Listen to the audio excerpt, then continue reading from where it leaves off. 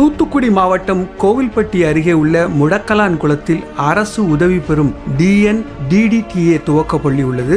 1 முதல் 5ஆம் வகுப்பு வரை உள்ள இந்த பள்ளியில் 50க்கும் அதிகமான மாணவ மாணவிகள் கல்வி பயின்று வருகின்றனர். இந்த பள்ளியில் ஒரு தலைமை ஆசிரியர் மற்றும் 2 இடைநிலை ஆசிரியர்கள் பணியாற்றி வந்தனர். இந்த நிலையில் 20 நாட்களுக்கு முன் தலைமை ஆசிரியை ஜெபக்கனி பணியில் இருந்து ஓய்வு பெற்றார். ஆனால் அவருக்கு பதிலாக எவரும் நியமிக்கப்படவில்லை. குறிப்பாக 5ஆம் வகுப்பு மாணவர்களுக்கு பாடம் நடத்தி வந்த தலைமை ஆசிரியை பணியில் இருந்து ஓய்வு பெற்றதால் தற்போது அந்த வகுப்பறை நாற்காலி காலியாகவே உள்ளது. இதனால் ஆசிரியர் இல்லாத வகுப்பறையில் வேறு வழியின்றி மாணவர்களே ஆசிரியர்களாக மாறி சக மாணவர்களுக்கு பாடம் கற்றுக் கொடுக்கும் அவல நிலை உள்ளது.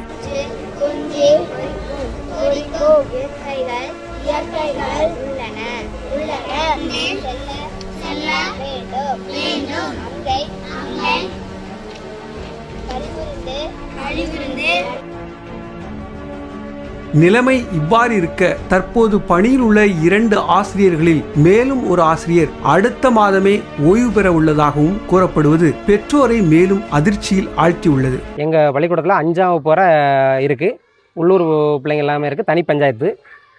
இப்போ என்ன பிரச்சனை அப்படின்னா, எங்கள் ஸ்கூலில் ஹெச்எம் இருந்துட்டு ஜூன் மாதம் மாறி போயிட்டாங்க. இப்போ 1 மாதத்துக்கு 20 நாளைக்கு மேலே ஆகுது, இது வரைக்கும் ஹெச்எம் போடல. நானும் மேனேஜ்மெண்ட்டை 2-3 தடவை ஃபோன் போட்டு சொல்லியாச்சு, எந்த ரெஸ்பான்ஸும் இல்லை. அதனால் எங்கள் பிள்ளைகளோட படிப்பு இழக்கிறாங்க. இதனால் ஆத்திரமடைந்த பெற்றோர்களும் மாணவர்களும் உடனடியாக தலைமை ஆசிரியரை நியமிக்க வலியுறுத்தி பள்ளி வளாகத்தின் முன்பு போராட்டத்தில் ஈடுபட்டனர். விரைவில் காலாண்டு தேர்வு நெருங்கும் வேளையில் தங்களின் எதிர்காலம் என்னவாகுமோ என்ற அச்சத்தில் மாணவர்கள் உள்ளனர். இந்த பிரச்சனையில் கல்வித்துறை நடவடிக்கை எடுக்க வேண்டும் என்பது கல்வி ஆர்வலர்கள் மற்றும் பொதுமக்கள் ஆகியோரின் எதிர்பார்ப்பாக உள்ளது. வசந்த் டிவி செய்திகளுக்காக கோவில்பட்டியிலிருந்து சுதன்.